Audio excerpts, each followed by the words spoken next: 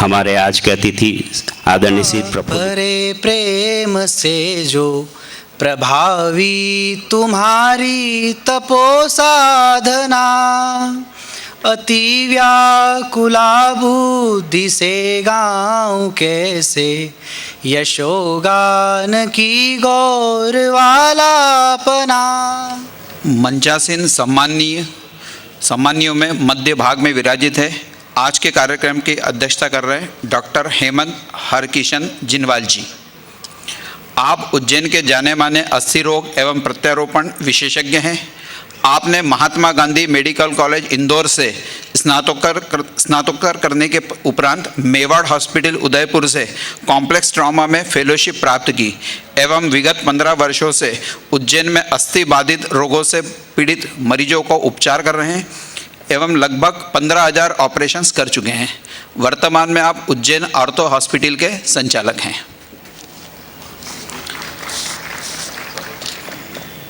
मंचासीन सम्मानियों में जो सबसे बाईं ओर बैठे हैं वे श्री नितिन वसंत जी गरुड़। आप उज्जैन के वरिष्ठ सीए हैं। डॉक्टर हेडगेवार स्मृति व्याख्यानमाला समिति के वर्तमान में अध्यक्ष हैं एवं राष्ट्रीय स्वयंसेवक संघ उज्जैन में संपर्क प्रमुख के दायित्व विभाग संपर्क प्रमुख के दायित्व निभा रहे हैं। मंच में सबसे दाईं ओर सम्मानीय में आज के मुख्य वक्ता श्री प्रफुल्ल जी केतकर जी। भारत की सबसे पुरानी राष्ट्रवादी पत्रिका में से एक ऑर्गेनाइजर के संपादक हैं। आपको शोध, मीडिया और अकादमिक क्षेत्र में 20 वर्षों से अधिक का अनुभव है। आप भारतीय जनसंचार संस्थान नई दिल्ली और माखनलाल चतुर्वेदी पत्रकारिता एवं जनसंचार विश्वविद्यालय की कार्यकारी समिति के सदस्य हैं। आप दिल्ली स्कूल ऑफ जर्नलिज्म के शासी बोर्ड के सदस्य भी हैं। आपने अंतर्राष्ट्रीय राजनीति और विदेश नीति, विशेष रूप से चीन और दक्षिण पूर्व एशिया व्यापार और अर्थव्यवस्था एवं गैर सैन्य सुरक्षा मुद्दों पर लेखन किया है। आप पंडित दीनदयाल उपाध्याय समग्र की संपादकीय टीम के सदस्य रहे हैं। आप भारत सरकार के शिक्षा मंत्रालय के अंतर्गत राष्ट्रीय पुस्तक संवर्धन परिषद के सदस्य भी हैं।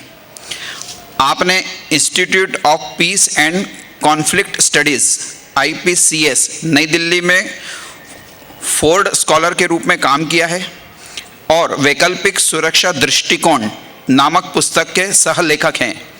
हाल ही में आपने व्हाट इज बीइंग हिंदू पुस्तक का संपादन किया है। आपके नाम 6 पुस्तकें, 29 शैक्षणिक लेख, भारत की विदेश नीति पर 2 विश्वकोश प्रविष्टियां और कई शोध प्रकाशन है। आप भारतीय प्रतिनिधि मंडल के हिस्से के रूप में कई देशों की यात्रा कर चुके हैं, विशेष रूप से चीन, म्यांमार, बांग्लादेश और वियतनाम। आप कई समाचार चैनलों जैसे DD news, times now, ABP news, IBN, लोकमत, रिपब्लिक आदि पर राजनीतिक और विदेश नीति के मुद्दों पर नियमित पैनलिस्ट हैं।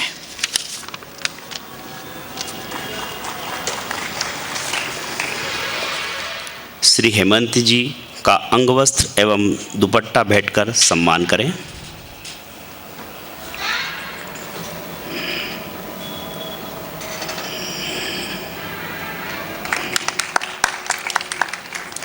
एवं साथ ही निवेदन है श्री अभिषेक जी गोयल से आज के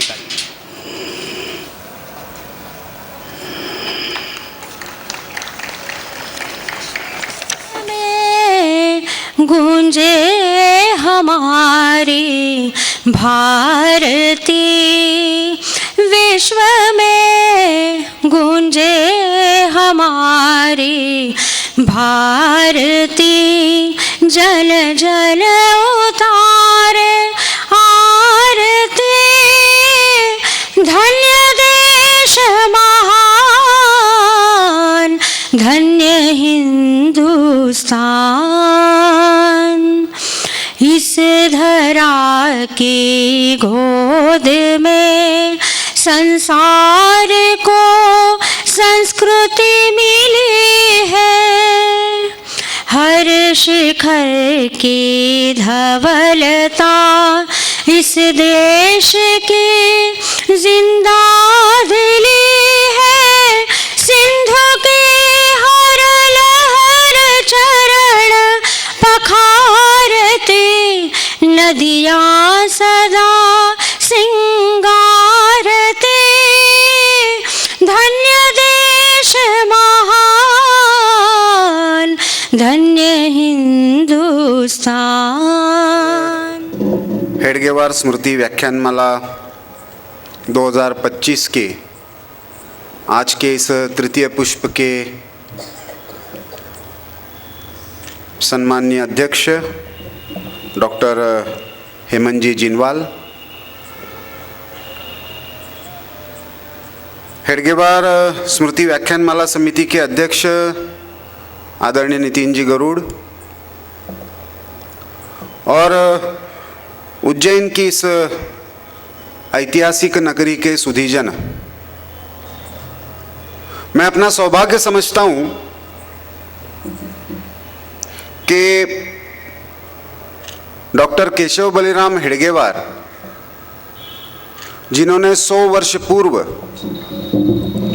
भारत के स्वत्व जागरण का एक महायज्ञ राष्ट्रीय स्वयंसेवक संघ के रूप में शुरू किया, उनकी स्मृति में होने वाली व्याख्यानमाला में मुझे आज कुछ विषय रखने का अवसर मिल रहा है। सौभाग्य ये भी है कि जैसे अभी कहा गया, पूजनीय डॉक्टर भीमराव रामजी अंबेडकर,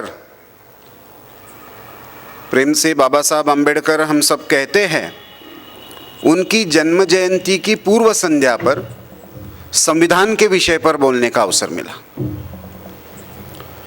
इन डॉक्टरों का, 2 डॉक्टरों का स्मरण करना, ये अपने आप में भारत के संदर्भ में और विशेषतः हिंदू समाज के संबंध में एक महत्वपूर्ण योग है यदि संविधान की चर्चा करनी है। दोनों ऐसे लोग थे जब पूरा देश, पूरा समाज अलग अलग रास्तों से हमें स्वाधीनता कैसे मिलेगी इसके बारे में प्रयास कर रहा था, सत्याग्रह से मार्ग से लेकर क्रांति के मार्ग तक। तब ये 2 डॉक्टर ऐसे थे जिन्होंने मूल समस्या का डायग्नोसिस करने का प्रयास किया। शायद इसी कारण है आयोजकों ने सोचा कि एक डॉक्टर ही आज की अध्यक्षता करे।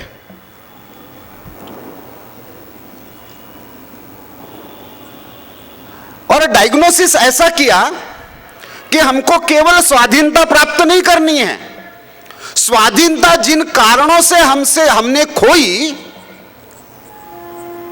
उन कारणों को भी एक पूर्ण उपाय योजना करनी है। और वो उपाय योजना करनी है तो उसके लिए 1000 वर्ष के आक्रमण के कालखंड में हिंदू समाज में आए हुए दोषों से हिंदू समाज को मुक्त होना होगा। भारत का संविधान, ये भारत का गौरव, हमारा गौरव क्यों है, इसका जब हम विचार करते हैं तो हमको ये ध्यान में रखना चाहिए कि भारत का संविधान ये केवल भारत के स्वाधीनता संग्राम के निरंतर संघर्ष के और उसमें विजयी होने के प्रतीक के रूप में, एक डॉक्यूमेंट के रूप में नहीं आया, बल्कि जिन कारणों से हमने स्वाधीनता खोई थी उन कारणों की उपाय योजना करने के लिए समाज को एक लीगल फ्रेमवर्क देने का भी प्रयास था।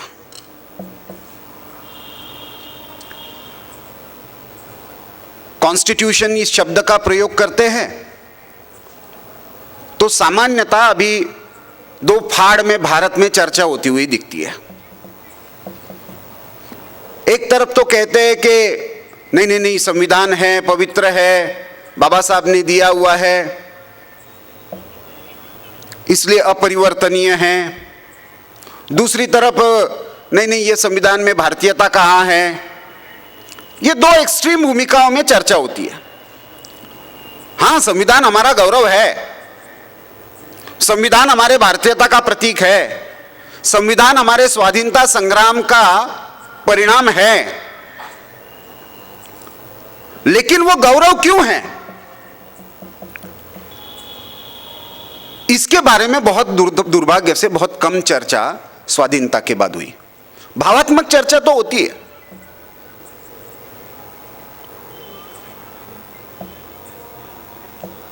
एक लंबा संघर्ष जो हमारा चला, मैं पहले जो अरब तुर्क मंगोल आए उस समय की चर्चा नहीं करूंगा, लेकिन ब्रिटिश काल में खास करके जो संघर्ष चला उसका यदि हम ठीक से विश्लेषण करते हैं तो हमको यह ध्यान में आता है कि भारत की लड़ाई ये कभी भी केवल राजनीतिक स्वाधीनता की लड़ाई नहीं थी। राजनीतिक स्वाधीनता उसका एक महत्वपूर्ण अंग जरूर था, लेकिन हमारी लड़ाई स्वधर्म, स्वदेशी, स्वभाषा और स्वराज, स्वराज उसका अंतिम चरण था।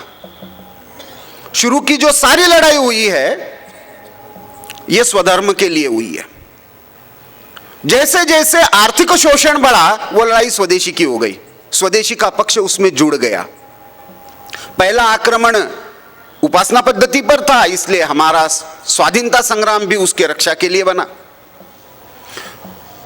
आर्थिक शोषण हुआ तो उसकी लड़ाई स्वदेशी की हो गई। जब भाषा पर और शिक्षा पर आक्रमण होने लगा तो राष्ट्रीय शिक्षा और स्वभाषा ये उसके अंग बन गए। और कॉलोनाइजेशन जब 1857 के बाद पूरी तरीके से पॉलिटिकल हो गया, ब्रिटेन की संसद का और ब्रिटेन की रानी का शासन यहां पे आ गया, तो हमने भी हमारी लड़ाई को स्वराज की लड़ाई बना दिया। लेकिन उद्देश्य केवल स्वराज कभी भी नहीं था। स्वराज तो प्राप्त करना है, लेकिन स्वधर्म, स्वदेशी, स्वभाषा, राष्ट्रीय शिक्षा इनकी पुनर्स्थापना करनी है। इसलिए 2020 के अपने वक्तव्य में जब स्वाधीनता के 75 वर्ष पूर्ण हुए तो राष्ट्रीय स्वयंसेवक संघ के पूजनीय सरसंघ चालक डॉक्टर मोहन भागवत जी ने जब कहा कि 75 वर्ष पूर्व हमने स्वाधीनता तो प्राप्त कर ली, स्वतंत्रता तक की यात्रा अभी जारी है। वो स्वतंत्रता प्राप्त करने का फ्रेमवर्क यानी भारत का संविधान है। अंग्रेजी में कहते हैं, तो मैं तो अंग्रेजी का संपादक हूं, तो बहुत बार कॉन्स्टिट्यूशन सुनने के बाद हमको भी ध्यान में नहीं आता कि अर्थ क्या है। तो लोग कॉन्स्टिट्यूट करते हैं, किसको कॉन्स्टिट्यूट करते हैं? तो एक व्यवस्था को, राज्य की व्यवस्था को, वहां से आया कॉन्स्टिट्यूशन। लोगों के बीच में आपस में एग्रीमेंट हुआ और उसके आधार पर एक लीगल डॉक्यूमेंट बना, अंग्रेजी में जिसको कहते हैं fundamental framework of the land. लेकिन जैसे हम हिंदी में कहते हैं संविधान, तो उसका भावार्थ बदल जाता है। ऐसा विधान जो सम हो,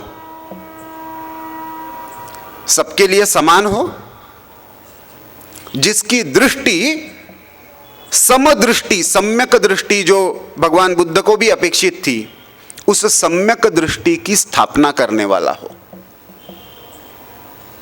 तो वो सम्यक दृष्टि संविधान में कहां दिखती है, कैसे दिखती है? तो मैंने जैसे कहा कि चाहे वो 1858 में आया हुआ रानी का पहला कानून हो, 1860 में उनका आया हुआ डिक्लेरेशन हो, फिर उसके हर 20 वर्ष बाद चाहे 1872 में, 1892 में आए हुए अलग अलग चार्टर्स हो,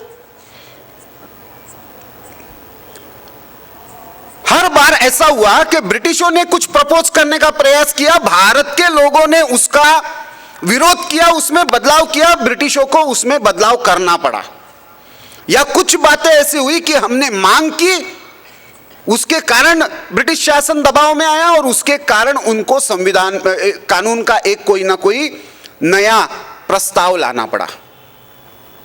कुछ षड्यंत्र उन्होंने चलाए, जैसे 1909 का एक्ट हो, 1919 का एक्ट हो। 1919 के एक्ट में पहली बार उन्होंने कम्युनल आधार पर रिप्रेजेंटेशन, ये आइडिया का बीजारोपण किया। उससे पहले हिंदू मुस्लिम आधार पर कोई भारत में, हिंदू और मुस्लिम समाज भारत का बंगाल के विभाजन के विरोध में वंदे मातरम का गान गाकर एकत्रित लड़ा था, इसके विरोध में जो षड्यंत्र खड़ा रहा उसके कारण 1919 का एक्ट बना, लेकिन उसका भी भारतीय समाज ने विरोध किया। इस प्रक्रिया से गुजरते हुए एक संविधान सभा बनी और उस संविधान सभा ने 2.5 वर्ष से ज्यादा कालखंड लगाकर विश्व के सारे संविधानों की चर्चा करते हुए, भारत की वास्तविकता को ध्यान में रखते हुए एक संविधान का खाका हमको दिया, जिसकी शुरुआत ही होती है we the people of India, हम भारत के लोग, और अंत उसका प्रस्तावना में होता है हम अपने आप को इस संविधान को समर्पित करते हैं। तो हमारा संविधान इस मामले में विश्व के किसी भी संविधान से सबसे ज्यादा लोकतांत्रिक है, क्योंकि भारत के लोगों को ध्यान में रखते हुए भारत के लोगों ने भारत के लोगों के लिए बनाया हुआ ये एक लीगल फ्रेमवर्क है। और यही कारण है कि उस समय बने हुए संविधान, कोई भी आप पूरे देख लीजिए, केवल पाकिस्तान नहीं, विश्व में हमारे साथ और हमारे आसपास बहुत सारे देश स्वाधीन हुए जिन्होंने अपने स्वाधीनता की यात्रा शुरू की, लेकिन भारत के सिवा लगातार 77-78 वर्ष तक आपातकाल का एक अपवाद छोड़ दिया जाए तो निरंतर रूप से एक संविधान लोकतांत्रिक व्यवस्था के साथ इतना चिरकाल चला हो, ऐसा एक भी उदाहरण नहीं मिलता। भारत में यह मिलता है क्योंकि भारत का मूल स्वभाव और भारत की आत्मा इस लोकतांत्रिक सोच में बसती है। यह हमारे संविधानकर्ताओं को पता था। इस संविधान की यह ताकत थी कि जिसने बदलावों को पचाया भी और जहां जहां आवश्यक लगे वहां पे लोगों की आवश्यकता के अनुसार जिस भारत की मूल अवधारणा एक सनातनता, जो चेंज विथ कंटिन्यूटी, बदलाव तो स्वीकार करती है लेकिन कुछ मूल विचार होते हैं उस पर कायम रहती है, हमारा संविधान उसका एक आदर्श प्रतीक है। और इसलिए मेरा यह मानना है कि यदि संविधान की मूल आत्मा को समझना है तो केवल राजनीतिक जो चर्चाएं होती है, राजनीतिक जो डिबेट्स होते हैं, या बहुत बार लोगों को भावनात्मक आधार पर किसी भी एक पक्ष में खड़ा करने के प्रयास होते हैं, उसके बजाय संविधान पर एक समग्र चिंतन होना चाहिए। और वो संविधान सभा में जो चर्चा हुई उसके कॉन्स्टिट्यूएंट असेंबली डिबेट्स एक महत्वपूर्ण अंग है। एक भारत के संविधान की जो प्रस्ताविका या प्रस्तावना लिखी गई, उसमें अमेरिकन कॉन्स्टिट्यूशन कोई कहता है फ्रेंच कॉन्स्टिट्यूशन, बाबा साहब आम्बेडकर उसके बारे में बड़े स्पष्ट थे कि भारत के संविधान में जो स्वतंत्रता, समता और न्याय के जो तत्व हमने स्वीकार किए हैं, उसकी प्रेरणा भारत का मूल चिंतन है, भगवान बुद्ध का मार्ग है। तो इसलिए मैं बाहर से प्रेरणा लेकर ये नहीं कर रहा हूं, तो इसलिए हमारे मन में ये कोई आशंका होने का कारण नहीं है। लेकिन उसके सिवा 3 यूनिक शब्द भारत के संविधान की प्रस्तावना में है, जिसकी बहुत बार हम ठीक से चर्चा नहीं करते। बाबा साहब आम्बेडकर संविधान का जब मूल फ्रेमवर्क दिया गया था प्रीएम्बल का, तो उसमें एक प्रस्ताव, एक शब्द पर बाबा साहब आम्बेडकर अड़े रहे। बहुत बार आजकल चर्चा होती है जब समरसता का विषय आता है और भारतीय समाज में भेद दूर होने चाहिए, और तब चर्चा का, डिबेट का विषय चलाया जाता है समता या समरसता। मुझे लगता है भारत का संविधान इस मामले में बड़ा स्पष्ट है और बाबा साहब आम्बेडकर ने उसके लिए एक स्पष्ट सूत्र दिया हुआ है। वो क्या सूत्र है? तो बाबा साहब आम्बेडकर ओरिजिनल प्रीएम्बल जो पंडित नेहरू ने प्रपोज किया था, उसमें अमेंडमेंट प्रपोज करते हुए वो कहते हैं कि हमारे संविधान में केवल स्वतंत्रता, लिबर्टी एंड इक्वालिटी, समानता, ये दो मूल्य होकर नहीं चलेगा। तो क्या होना चाहिए? तो वो कहते हैं कि जब तक भारत के संविधान में बंधुता का मूल्य नहीं है, तब तक स्वतंत्रता और समानता दोनों हम पूर्ण रूप से साध्य नहीं कर सकते। बड़ा अच्छा आर्ग्यूमेंट उस समय संविधान सभा में बाबा साहब आंबेडकर ने दिया है। इसके सिवा एक महत्वपूर्ण चर्चा उस प्रियम्बल पर चली। उसमें और एक शब्द आया, freedom of conscience. Economic freedom, political freedom, ये तो चर्चा बाकी सब जगह पर भी चल रही थी, लेकिन उपासना पद्धति और आत्मा का स्वातंत्र्य ये केवल भारत के संविधान में है। विश्व का कोई भी संविधान जो सेक्युलरिज्म की चर्चा करता हो, कुछ भी करता हो, चाहे वो फ्रेंच हो, चाहे वो ब्रिटिश हो, चाहे वो अमेरिकन हो, फ्रीडम ऑफ कॉन्शियंस की बात नहीं करता, विवेक के आधार पर निर्णय लेने के अधिकार की बात नहीं करता। भारत अकेली ऐसी भूमि है जिसमें प्राचीन काल से हर व्यक्ति को विवेक का अधिकार था, उस विवेक के आधार पर अपना ईश्वर चुनने का भी अधिकार था। हम में से तो बहुत लोग कुल परंपरा के अनुसार कुछ पूजा पद्धति आगे रखते हैं, लेकिन उसमें कुछ एक नया जुड़ जाता है और किसी के साथ हमारी श्रद्धा जुड़ जाती है, तो भगवान के घर में उसको भी जगह मिल जाती है। किसी को गुरु मान लेते हैं तो वो भी हमारे इसमें जुड़ जाता है। कभी कभी तो खुद ही अपने आप को ईश्वर घोषित करने वाले हम बन जाते हैं, और मैं इनमें से किसी ईश्वर को नहीं मानता, ऐसा भी कहने वाले हमारे घर में बच्चे पैदा होते हैं।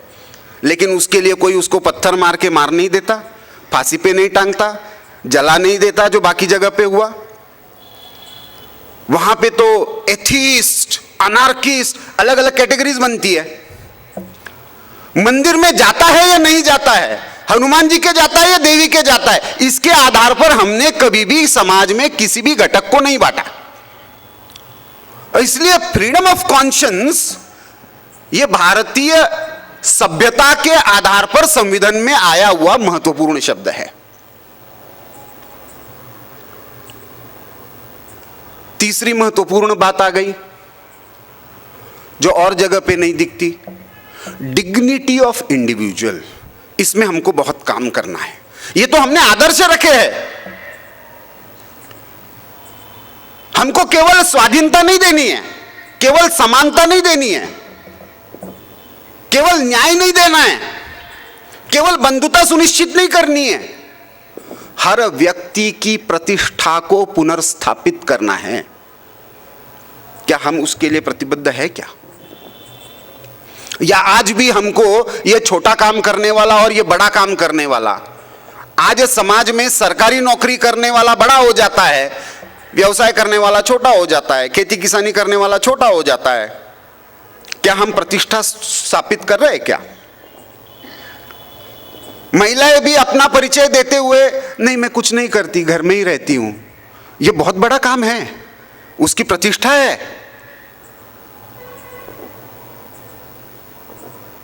तो हर काम की और हर व्यक्ति की प्रतिष्ठा स्थापित करना, यह भी भारतीय संविधान का मूल उद्देश्य है।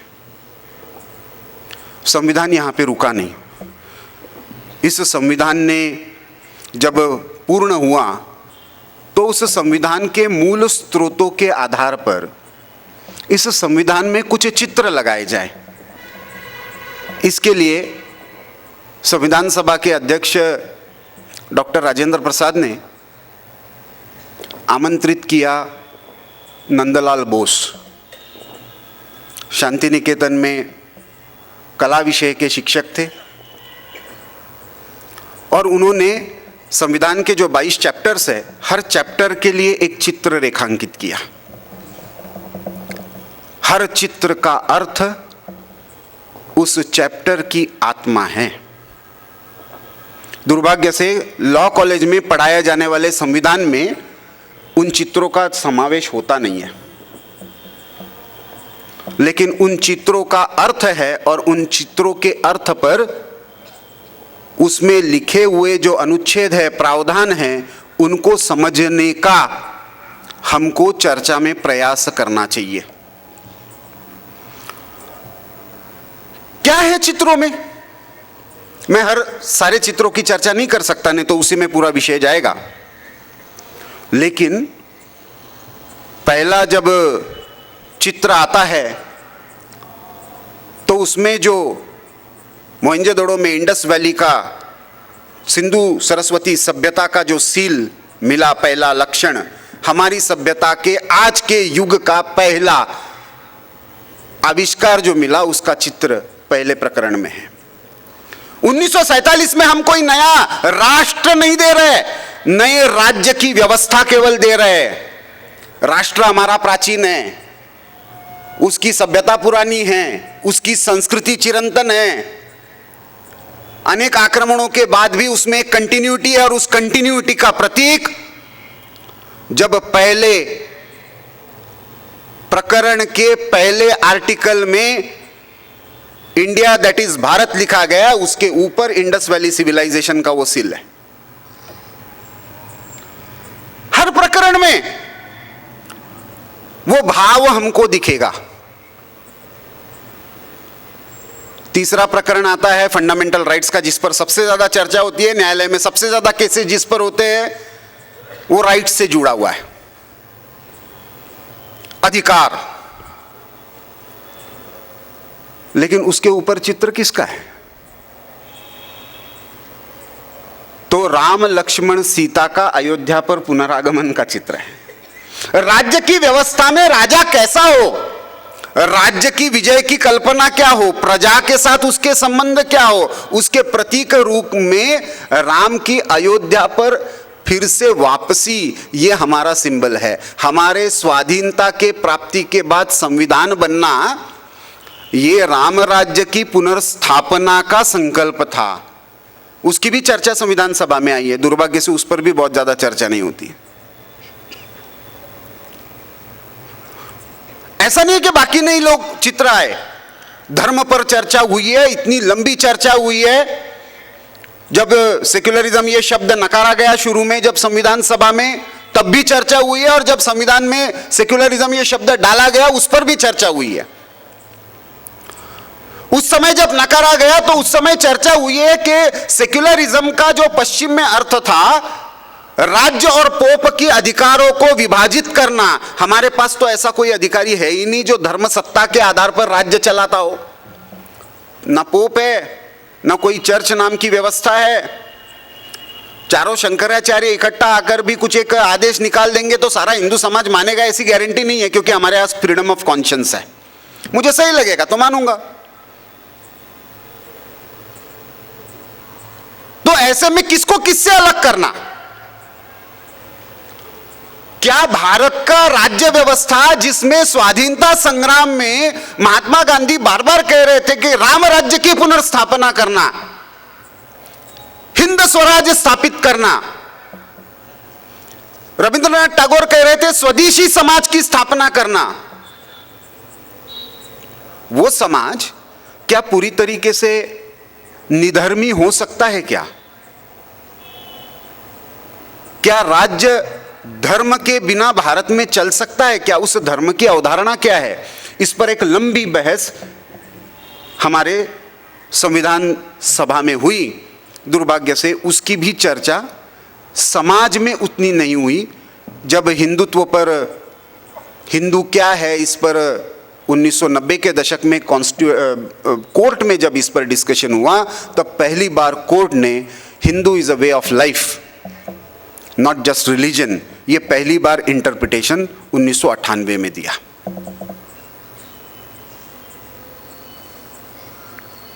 तो हमारे लिए ये केवल उपासना पद्धति और राज्य व्यवस्था को अलग करने का प्रश्न नहीं है। तो फिर जो मूल हिंदू विचार, मूल भारतीय विचार था, अभी कोर्ट में एक जजमेंट दिया, उसमें कोर्ट ने स्पष्ट कहा सेक्युलरिज्म और सोशलिज्म, इन दोनों शब्दों की व्याख्या हमको पश्चिम के परिप्रेक्ष्य में करने की आवश्यकता नहीं है। भारत के संदर्भ में अर्थ सेक्युलरिज्म का केवल हमको इतना ही लेना चाहिए कि सारे धर्मों का और सारे उपासना पद्धतियों का समान सम्मान और स्वीकार। बड़ा जब डिबेट चला बीच में टॉलरेंस और इंटॉलरेंस, तब हम लोगों ने भी भूमिका ली कि हमको डिबेट तो टॉलरेंस वर्सेस इंटॉलरेंस का है ही नहीं। जब हम एक दूसरे के बीच में मतभेद भी होता है, आज भी मैं कह रहा हूं, इस आप में से बहते हुए बहुत सारे लॉयर होंगे, बहुत सारे डिबेट्स में संविधान का मुझसे भी ज्यादा शायद अध्ययन हो, कुछ विषयों पर मतभेद हो सकते हैं, लेकिन इसका अर्थ यह नहीं है कि हम एक दूसरे को, हम कहते हैं हाँ ठीक है, आपका मत है, मैं सम्मान करता हूं। हमारी परंपरा तो एक्सेप्टेंस और रिस्पेक्ट की रही है, इसलिए स्वामी विवेकानंद जब शिकागो जाते हैं तो वो कहते हैं I represent the civilisation that goes beyond tolerance and teach entire world acceptance and respect for all ways of worships. Bharat के लिए सेक्युलरिज्म वो है, सभी उपासना पद्धतियों की, सभी पंथों की, सभी मार्गों की स्वीकार्यता और सम्मान। राष्ट्रीय स्वयंसेवक संघ के एक प्रसिद्ध विचारक होकर गए दत्तोपंत ठेंगड़ी, वो कहते थे सारी लड़ाई तो ही और भी की है। कोई कहता है मेरा ही रास्ता सही तो प्रॉब्लम है, वो अभारतीय है, अहिंदू है, और कोई कहता है मेरा भी रास्ता सही तो प्रॉब्लम सॉल्व है। सारी लड़ाई ही और भी की है। भारत का संविधान इस मामले में स्पष्ट है, हर एक को अपना रास्ता चुनने का अधिकार है, इसलिए हम भारत की मूल भी की संकल्पना को, लेकिन माइनॉरिटी राइट्स दिए हैं 1925 से लेकर 30 इन आर्टिकल्स में रिलीजियस राइट्स, लेकिन उसमें माइनॉरिटी किसी को डिफाइन नहीं किया। पॉलिटिकल माइनॉरिटी की बात नहीं कर रहा हूं मैं, वोट बैंक की माइनॉरिटी की बात नहीं कर रहा हूं, लेकिन यहां पर बैठा हुआ कोई एक व्यक्ति अहिंदी भाषिक या दक्षिण की किसी भाषा को बोलने वाला है और अकेला तमिल यहां पे बैठा हुआ है, तो भी वो इस सभा के कॉन्टेक्स्ट में माइनॉरिटी है। माइनॉरिटी तो रिलेटिव कंसेप्ट होती है, कहां पे है उस पर आधारित होती है। दुर्भाग्य से हमारी राजनीतिक व्यवस्था ने माइनॉरिटी मतलब एक उपासना पद्धति और एक समुदाय के साथ जोड़कर देख लिया। हमारा संविधान तो स्पष्ट कहता है माइनॉरिटी का अर्थ लिंग्विस्टिक, रिलीजियस, स्क्रिप्चरल, इवन आपकी जो लिपि है वो भी यूनिक है। शारदा लिपि है, कोई मोड़ी लिपि में पुरानी लिखने वाले लोग हैं, तो उसको भी प्रिजर्व करने का अधिकार है माइनॉरिटी राइट्स में, केवल रिलीजियस इंस्टीट्यूशंस का अधिकार नहीं है। उन रिलीजियस इंस्टीट्यूशंस का अभी सारे वक्फ बोर्ड के डिबेट के मामले में बहुत सारी चर्चा चली कि ये रिलीजियस राइट्स है। रिलीजियस राइट्स है, रिलीजियस राइट्स किस बात के हैं? रिलीजियस इंस्टीट्यूशंस को मेंटेन करने के हैं। प्रॉपर्टी को मेंटेन करना ये रिलीजियस अधिकार नहीं है, वो सिविल अधिकार है। जमीन का मामला कोर्ट में तय होगा, सिविल कोर्ट में, वक्फ बोर्ड नहीं तय कर सकता, वक्फ ट्रिब्यूनल नहीं कर सकता। ये एंटी कॉन्स्टिट्यूशनल प्रोविजन था, दुर्भाग्य से वो दूर हुआ है। जमीन मंदिरों के पास भी है, जमीन चर्च के पास भी है, लेकिन डिस्प्यूट होता है तो केस कोर्ट में जाती है, पोप के पास नहीं जाती। हिंदू धर्म सत्ता जो साधु संत है उनके पास नहीं जाती, वहां पे निर्णय होता है। मटेरियल राइट्स जो है भारत में स्पष्टता थी बहुत, जिसको स्वतंत्र वीर सावरकर ने कहा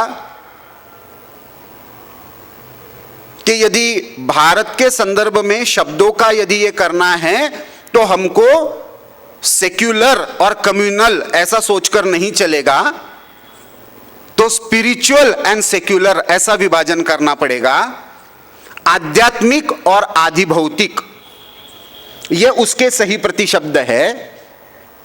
भारत के संविधान में अभिप्रेत अर्थ भी वही है कि भौतिक विषय जो है वो राज्य के है, उसमें आप रिलीजियस अधिकार लाएंगे तो गड़बड़ हो जाएगी। और जो रिलीजियस विषय है वो रिलीजियस अथॉरिटी के है। आपके और ईश्वर के साथ संबंधों को लेकर जो इंटरप्रिटेशन है वो द्वैत में करना है, अद्वैत में करना है, आस्तिक में करना है, नास्तिक में करना है, मूर्ति पूजा के रूप में करना है या अमूर्त रूप में करना है, ये आपकी जो परंपरा है, जो प्रथा है, उसके आधार पर निर्धारित होगा। लेकिन उसके कारण जमीन के अधिकार और प्रॉपर्टी के अधिकार उसके आधार पर निश्चित हो गए, ऐसा नहीं होगा। इसमें बड़ी स्पष्टता समाज में लाने की जरूरत है। अब ये जैसे हमारे संविधान में अलग अलग चैप्टर्स के बारे में मैंने कहा, तो सिटीजनशिप के बारे में है, धर्म चक्र के बारे में अशोक का चित्र उसमें आता है। इवन हमने जो अरब, तुर्क, मंगोल, मुगल आक्रमण का कालखंड भारत पर बहुत गहरी चोट देने वाला था, लेकिन उसमें भी हमने परंपरा को स्वीकार किया तो अकबर को रखा है, क्योंकि अंत में आते आते वो भी एक समन्वयवादी दृष्टि उसको आवश्यक लगने लगी शासन करने के लिए भली हो। हमने औरंगजेब को नहीं रखा। हमारे संविधानकर्ताओं की यह बड़ी स्पष्टता थी कि ये जो सनातन संस्कृति चली आ रही है उनके कौन से मूल्यों पर नया संविधान, नई व्यवस्था गढ़नी है। और इसलिए वो मूल्यों की जब चर्चा करते हैं तो 75 वर्ष के बाद, संविधान के जब 75 वर्ष पूरे हुए हैं, तो हमको कौन कौन से विषयों में समाज में भारत के मूल चिंतन के आधार पर संविधान का सकारात्मक और गौरवपूर्ण विमर्श चलाना चाहिए, इसकी बड़ी स्पष्टता होनी चाहिए। जैसे मैंने कहा कि एक ही संविधान पूरे विश्व में है जो 75 वर्ष बिना किसी इंटरप्शन के, किसी मिलिट्री ने कू नहीं किया, लोगों ने उठाकर फेंक नहीं दिया। ठीक है, हमारे बीच में बहुत सारे उतार चढ़ाव इस कालखंड में आए,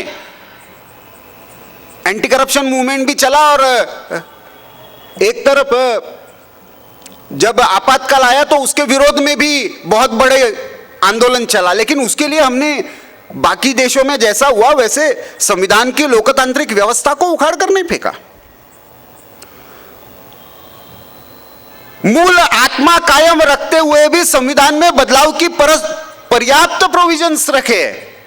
367, 368 इसके आधार पर हमने संविधान में 125, 126 बदलाव अमेंडमेंट के रूप में प्रस्तावित भी किए, 106 उसमें से स्वीकार भी किए। उसमें कुछ गलतियां हुई ऐसा लगा, 42वें संविधान संशोधन में तो 44 में उसको फिर से ठीक कर लिया। आपातकाल में कुछ ऐसा हुआ था कि बहुत बड़े ऐसे बदलाव हो गए जो संविधान में और संसद में चर्चा हुए बिना ही बदलाव किए गए थे, 44 में उसको फिर से ठीक किया गया। संविधान के संबंध में जब वेलफेयर की कंसेप्ट आती है तो बहुत बड़ी चर्चा होती है, और उस वेलफेयर की संकल्पना को भी बहुत बार हम, आजकल चर्चा चलती है ना रेवड़ी कल्चर, फिर दूसरी चर्चा चलती है आरक्षण पर। भारत के संविधान सभा में इस पर जो चर्चा हुई है वो इस मामले में सही में पढ़ने लायक है और सही में चिंतन करने लायक है। दुर्भाग्य से हमारे पुस्तकों में भी, इवन लॉ कॉलेजेस के, पॉलिटिकल साइंस के पुस्तकों में भी इस पर चर्चा नहीं होती है। डॉक्टर राधाकृष्णन ने जो इंटरवेंशन किया है, एच.वी. कामत ने जो इंटरवेंशन किया है, बाबा साहब ने उनको उत्तर दिया है। माइनॉरिटी राइट्स की चर्चा होती है तब सरदार पटेल उस पर चर्चा कर रहे हैं, वो कह रहे हैं एक कंसेंसस पूरी संविधान सभा में एक विषय को लेकर हमको स्पष्ट रूप में दिखता है, irrespective of ideology, irrespective of कौन से रिलीजन से आते हैं। ऐसा नहीं कि उसमें मुस्लिम प्रतिनिधि नहीं थे, क्रिश्चियन प्रतिनिधि नहीं थे, दक्षिण के नहीं थे, पूर्वोत्तर के नहीं थे। एक विषय पर पूरी तरीके से स्पष्टता दिखती है के स्वाधीन भारत के इस संविधान के आधार पर कोई भी कम्युनल रिलीजियस रिजर्वेशन नहीं होना चाहिए। बड़ी स्पष्टता है। इवन जब सिलेक्ट कमेटी उसकी मतलब वो जो ड्राफ्टिंग कमेटी में अलग अलग समितियां बैठी थी, उसमें माइनॉरिटी राइट्स पर सरदार पटेल के नेतृत्व में समिति बनी थी। उसने जब प्रस्ताव रखा तब भी, और जब संविधान सभा में चर्चा हुई है तब भी। इसलिए बार बार जब प्रयास होता है, पिछले 15-20 वर्षों में ज्यादा हुआ कि उपासना पद्धति के आधार पर 2%, 4% ऐसा रिजर्वेशन देने की बारी आती है, तब बार बार कोर्ट उसको नकार देता है, क्योंकि भारत के संविधान में मूल विषय जो आया है कि अब हमने एक बार 1919 में कम्युनल रिप्रेजेंटेशन देकर देख लिया, जिसके कारण उसकी परिणति भारत के विभाजन में हुई। फिर से यह धोखा हमको नहीं लेना है। किसी भी आधार पर रिलीजन ये प्रतिनिधित्व का आधार नहीं हो सकता। तो हमारी आरक्षण की संकल्पना में क्या स्पष्टता है? बहुत बार हम लोग भी चर्चा में ये गलती कर लेते हैं। आर्थिक उन्नति हो गई, पद मिल गया, आरक्षण छूटना चाहिए। गलत बात है। भारत के संविधान ने आरक्षण की जो बात कही है वो सोशल प्रोजेक्ट है, वो इकोनॉमिक प्रोजेक्ट नहीं है। पॉवर्टी एलिवेशन का प्रोजेक्ट नहीं है, गरीबी दूर करने का प्रोजेक्ट नहीं है, वेलफेयर की। भारत अकेला ऐसा संविधान है जहां पे हमने वेलफेयर की कंसेप्ट को एक तरफ समानता से जोड़ा है, दूसरी तरफ बंधुता से जोड़ा है, और तीसरी तरफ डिग्निटी प्रतिष्ठा से जोड़ा है। ये तीनों बराबरी पर नहीं आ जाती। अपॉर्चुनिटीज की इक्वालिटी, बंधुता बनाए रखते हुए प्रतिष्ठा को पुनर्स्थापित करने की प्रक्रिया, ये जब तक उस समाज को नहीं लगता पूरी हो गई है, तब तक आरक्षण की आवश्यकता है। इसलिए भारत में, पूरे विश्व में पॉजिटिव डिस्क्रिमिनेशन कहा जाता है। अमेरिका में भी है, अलग अलग कानून लाए गए।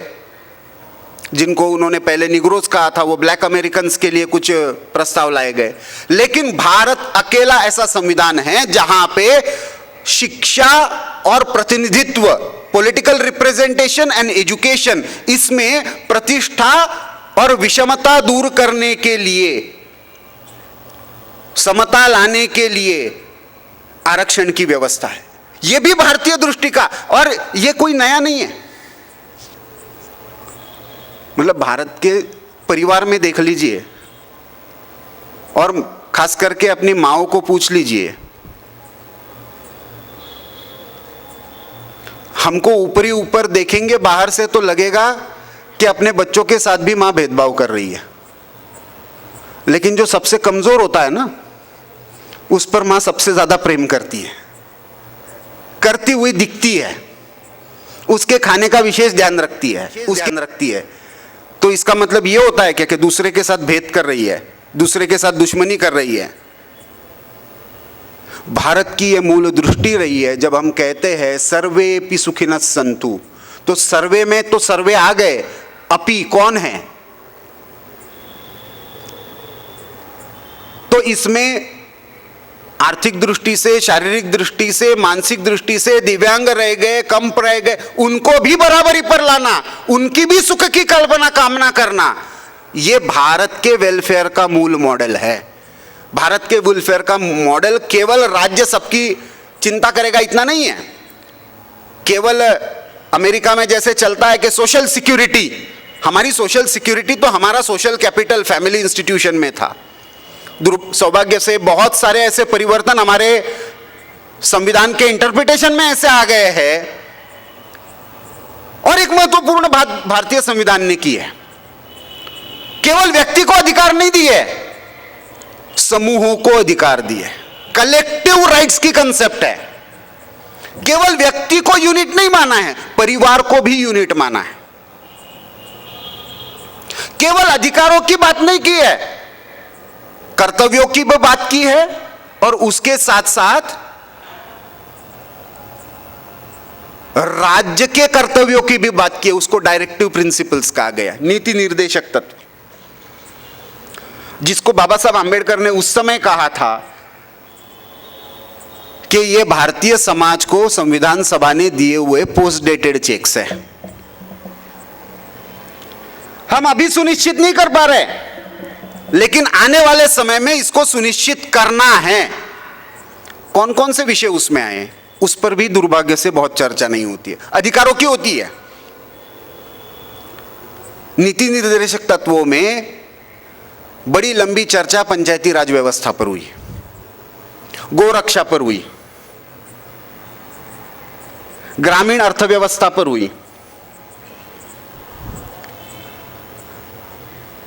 समान नागरिक संहिता पर हुई, आर्टिकल 44, आर्टिकल 38 एंड 39।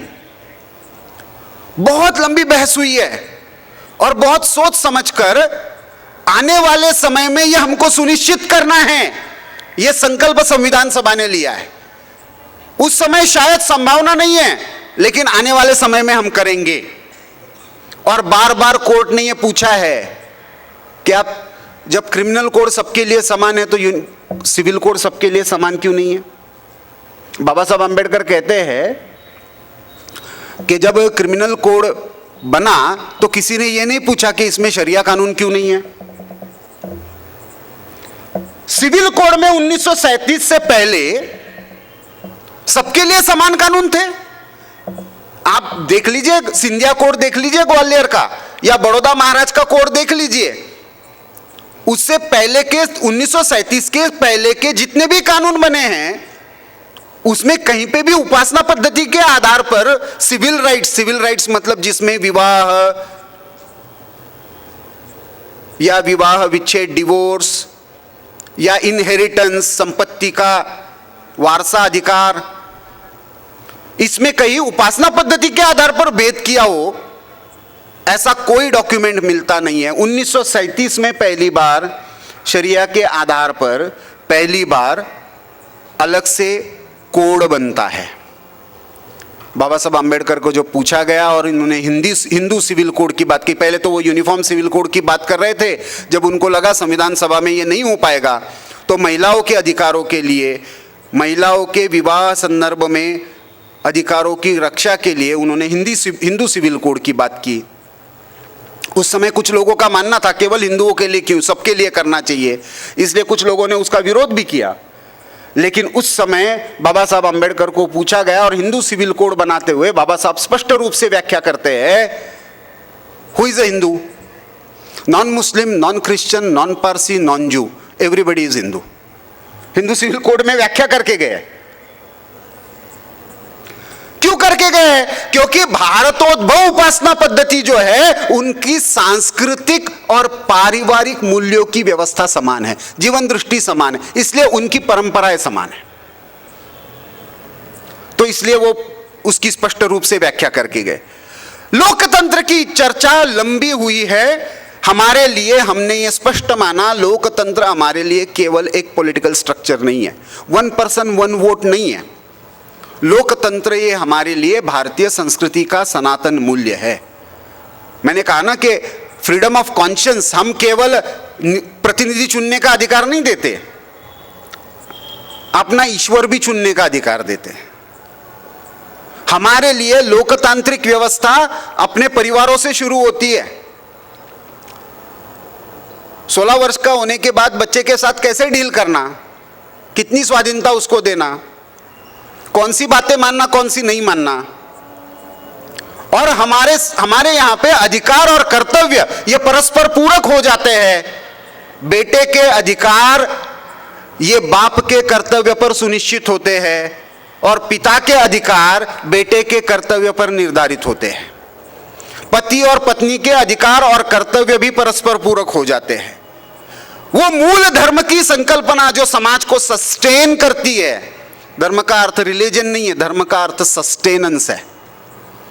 जिन मूल्यों के आधार पर समाज अपनी धारणा करता है वो धर्म होता है। वो मूल्य हमारे समान है, इसलिए हम एक प्राचीन राष्ट्र है। राज्य नया है, संविधान नए राज्य की व्यवस्था जरूर दे रहा है, और उस राज्य की व्यवस्था में आवश्यक, जिसको अंग्रेजी में कहा जाता है, कोर्ट ने भी बहुत बार इस फ्रेज का प्रयोग किया है, we are rigid as well as flexible. इसी कारण से बेसिक स्ट्रक्चर नाम का एक संकल्पना आई कि ये मूलभूत चौखट है, इसको नहीं छेड़ सकते, लेकिन बाकी सब फ्लेक्सिबल है।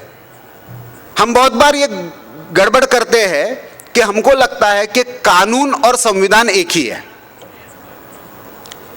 संविधान ये फ्रेमवर्क होता है, उसके आधार पर कानून बनते हैं। Law is a matter of interpretation. अभी पिछले 5-10 वर्षों में 1000-1200 कानून जो है वो निरुपयोगी थे, ब्रिटिश कालीन थे, उसमें परिवर्तन किए गए, किसी को कुछ फर्क नहीं पड़ा क्योंकि उनका उपयोग ही नहीं होता था। एक झटके में 850 कानून वापस ले गए सरकार, संविधान से उसका कोई संबंध नहीं था। लॉ, जैसे संविधान के एक आर्टिकल 17 में यह है कि छुआछूत करने पर बंदी, लेकिन की तो क्या हो, इसका प्रावधान काम करना संविधान का काम नहीं, उसके लिए अलग से कानून बनाना पड़ा। 1955-56 में एक्ट बना और उसके आधार पर किसी ने अपने आचरण में जाति के आधार पर भेद किया तो क्या शिक्षा होगी, क्या सजा होगी, इसको निश्चित किया गया। तो हमारे संविधान ने हमारे सामने कुछ आदर्श रखे, कुछ मूल्य रखे जो भारत की सनातन मूल्यों की संकल्पना पर आधारित थे। भारत में संविधान में एक महत्वपूर्ण बात है जिसके आधार पर हमारी विश्व दृष्टि स्पष्ट हुई है। हमारे संविधान ने हमारे स्वाधीनता संग्राम से प्रेरणा लेते हुए हम विश्व में शांति के लिए विदेश नीति का निर्वहन करेंगे, ये कहा है। लेकिन उसके साथ साथ हेरिटेज, हमारी प्राचीन संस्कृति के आधार पर इस राष्ट्र की सुरक्षा और जो कमिटी ऑफ नेशन, जो पूरे विश्व भर में जो विदेश नीति और रक्षा, इसके लिए हम नीतियां बनाएंगे, उसमें इस प्राचीन संस्कृति की रक्षा, एक तरफ हम वसुधैव कुटुंबकम की बात करेंगे क्योंकि वो हमारा कन्विक्शन है। परिवार जब होता है तो परिवार में हर यूनिट महत्वपूर्ण होता है, स्वतंत्र होता है, लेकिन फिर भी एक दूसरे से जुड़ा हुआ होता है, यूनिक होता है, फिर भी इंटरकनेक्टेड होता है। भारत ने विश्व की कल्पना एक मार्केट के रूप में नहीं की, एक उपासना पद्धति के आधार पर किसी की खिलाफत है या किसी की पेपसी है, इस पर नहीं की। Workers of the world unite, ऐसे कम्युनिस्ट आधार पर विश्व को नहीं सोचा।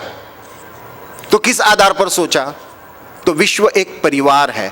परिवार है तो परिवार के यूनिट्स में भाई भाइयों में भी मतभेद होते हैं, लेकिन उसको सॉल्व करने का एक मैकेनिज्म होता है। हमको विश्व को संचालित करना है और उस परिवार के आधार पर करना है, तो भारतीय जीवन दृष्टि के आधार पर अंतरराष्ट्रीय संबंधों का भी हम निर्वहन करेंगे। यह हमारी प्रतिबद्धता रही है। और इस कारण से जब हम संविधान की बात करते हैं तो मुझे लगता है कि उसका ये जो भारतीय स्पिरिट है, उस भारतीय स्पिरिट के आधार पर उसका मूल उद्देश्य है, जिन मूल्यों के लिए संविधान बना और जिन आदर्शों की स्थापना के लिए हमने 26 नवंबर 1949 को यह संविधान अपने आप को समर्पित किया, वो सारा का सारा हमको समझना। 75 वर्ष की यात्रा जब संविधान ने पूरी की है, तो उस 75 वर्ष को मनाना, एक तरीके से ये संविधान का अमृत महोत्सव है, तो वो मनाना यानी क्या करना, किस आधार पर मनाना, कौन से मूल्यों के आधार पर इसको आगे बढ़ाना, समाज में चर्चा करते हुए कौन से विषय हमको चिंतन के लिए आगे बढ़ाने की आवश्यकता है। इस संदर्भ में एक हमारे संविधान सभा में हुई चर्चा के प्रकाश में, हमारे संविधान के प्रस्तावना में जो मूल्य प्रस्तापित और उद्दिष्ट हमारे सामने रखे हैं, उसके संदर्भ में जो मजाक उड़ाने वाले लोग थे, ब्रिटिश अधिकारी जाते जाते लिख कर गए कि हम छोड़कर तो जा रहे हैं, थोड़े दिन में हमको वापस बुला लोगे। आज स्थिति ऐसी आ गई है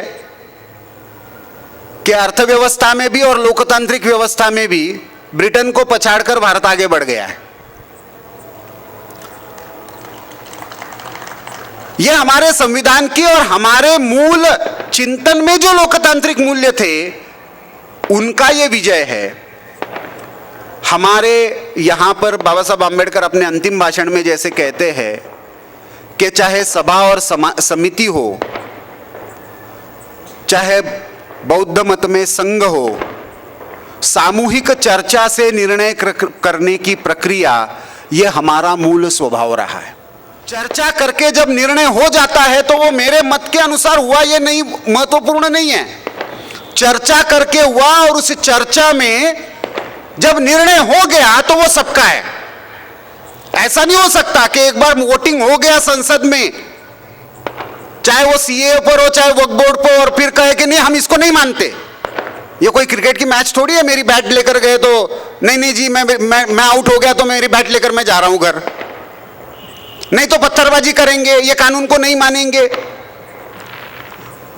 तो हमको यह भी ध्यान रखना है कि संविधान के मूल आत्मा के विरोधी कौन है। ये सोच कि मेरा रिलीजन इस संविधान से और मेरे राष्ट्र से ऊपर है, ऐसा मानने वाले इस संविधान के लिए खतरा है। मेरा परिवार और मेरी पार्टी इस संविधान से ऊपर है, वो इसके लिए खतरा है। और बाबा साहब आम्बेडकर अपने अंतिम भाषण जब 25 नवंबर को उन्होंने किया तो उन्होंने कहा, there are two quarters from which this constitution has faced the opposition.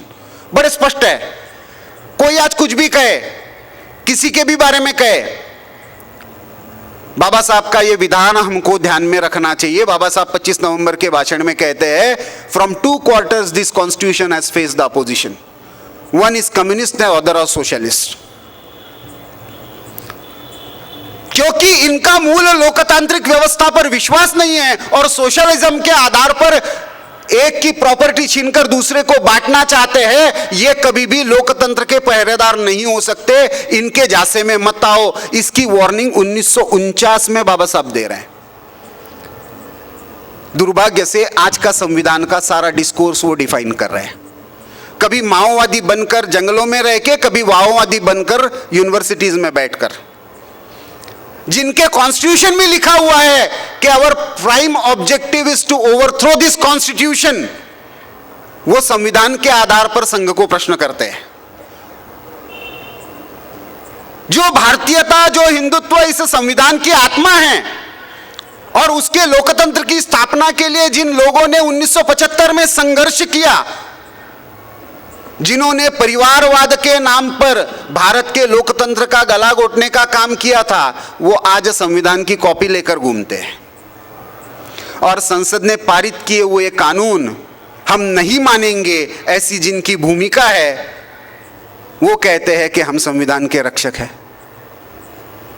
क्या हम समाज में संविधान के मूल मूल्यों के कौन रक्षक है, कौन से मूल्यों के लिए रक्षक है, मूल आदर्श क्या है, इसकी समग्र चर्चा करेंगे या नहीं करेंगे? संविधान के जब 75 वर्ष हो रहे हैं तो मैं मानता हूं कि यह हमारे सामने एक अच्छा मौका है कि उन मूल्यों की, उन आदर्शों की चर्चा करें, उन चित्रों की चर्चा करें, इस संविधान के मूल आत्मा की चर्चा करें। राष्ट्र चिरंतन रहते हुए भी, सनातन रहते हुए भी राज्य व्यवस्था जो नहीं बनी, वो किस संघर्ष के आधार पर बनी, उस संघर्ष की चर्चा करे, उस स्वाधीनता संग्राम के मूल उद्देश्यों को समझे कि केवल राजनीतिक स्वतंत्रता नहीं तो वो स्वधर्म, उसका स्वत्व, उनकी स्व के आधार पर व्यवस्थाएं निर्माण करना, ये हमारे इस संविधान का मूल उद्देश्य है। और उससे खतरा जिनको है उनसे भी समाज को जागृत रखे, लोकतांत्रिक मार्ग से उसके बारे में भी, जिसको पंडित दीनदयाल उपाध्याय जी ने कहा था कि लोकमत परिष्कार करे। ऐसा नहीं था कि पंडित जी अकेले लिख रहे थे, बहुत सारे, जब संविधान सभा में चर्चा हो रही थी तो कम्युनिस्ट और समाजवादी तो विरोध कर ही रहे थे संविधान का, लेकिन संविधान सभा में चर्चा हो रही थी, संविधान सभा के बाहर भी चर्चा हो रही थी, उसमें सर्वोदय भी थे। गांधी जी का विचार रखने वाले भी लोग थे जो कह रहे थे ग्राम स्वराज पर्याप्त है नहीं, इसके लिए भी प्रयास करने हैं। बिरला प्लान वाले थे, स्वराज पार्टी वाले थे जो कह रहे थे कि नहीं नहीं नहीं, अभी हमको आर्थिक मॉडल जो है उस पर हमको अभी और ठीक से प्रयास करने हैं। तो हमारे संविधान में इसके लिए पर्याप्त स्कोप रखा हुआ है,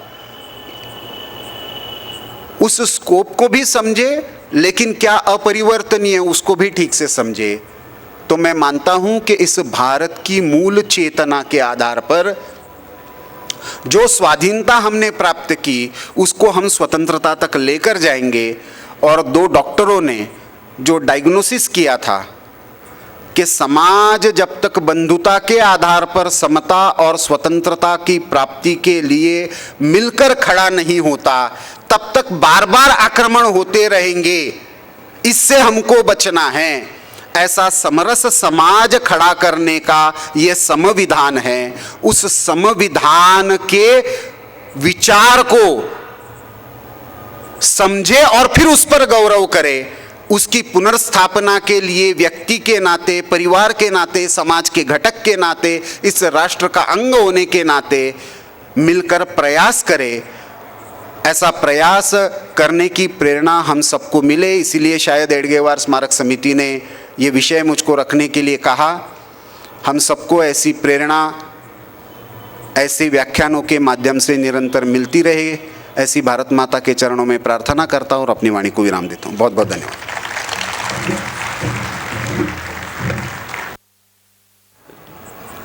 हमारा संविधान हमारा गौरव, इस हेतु यहाँ पे आमंत्रित किया गया, मुझे कुछ अपना पक्ष रखने का मौका मिला। संविधान, भारतीय संविधान जो है उसको हम सरल शब्दों में, सरल भाषा में हम ऐसा समझते हैं कि समानता का अधिकार है हमें अपने धर्म को, अपने इष्ट को पूजने का अधिकार है, हम अभिव्यक्ति की स्वतंत्रता है हमें। ये हम सिर्फ इसको एक ऊपरी सतही रूप से इन शब्दों को सुनते आए हैं, लेकिन आज सही मायने में जो श्री प्रफुल्ल केतकर जी ने इस संविधान के जो ये 3-4 विषय हैं इनको बड़े विस्तार से हमें समझाने की कोशिश की है, और हमें समझ में भी आया है कि इस टेक होम मैसेज जिसको हम बोलते हैं कि यहाँ से हम क्या लेके जा रहे हैं। तो हमारा संविधान जो है दुनिया में सबसे ज़्यादा लोकतांत्रिक है। संविधान सिर्फ स्वतंत्रता के बाद बनाए गए कुछ नियम कायदों की किताब नहीं है। इसमें हमें हर वर्ग, हर धर्म, हर प्रकार के जो कार्यकर्ता हैं उन्हें एक समान मंच पर लाना, समान प्रतिष्ठा प्रदान करना, ये ऐसा कुछ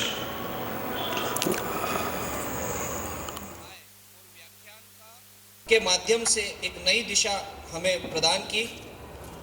भारतीय संविधान हमारा गौरव, इस विषय के माध्यम से आपने बताया कि भारतीय संविधान हमारे लिए गौरव एवं संविधान का प्रतीक है।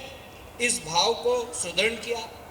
आपने बताया कि बाबा साहब अम्बेडकर ने प्रियम्बल में भेद रहित समाज की इसी आधार पर हर व्यक्ति की प्रतिष्ठा पुनः स्थापित करना है एवं अत्यंत स्पष्ट, अर्थपूर्ण एवं प्रभावी शैली के माध्यम से संविधान के प्रति हमारे कर्तव्य का बोध का स्मरण कराया। इस हेतु पुनः आभार व्यक्त करता हूं।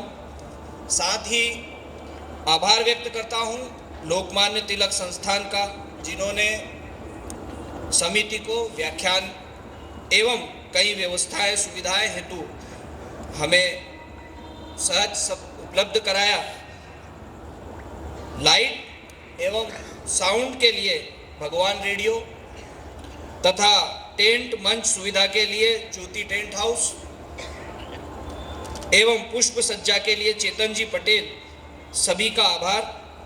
प्रत्यक्ष अप्रत्यक्ष रूप से जिनका भी हमें सहयोग प्राप्त हुआ, उन सभी का भी आभार, धन्यवाद।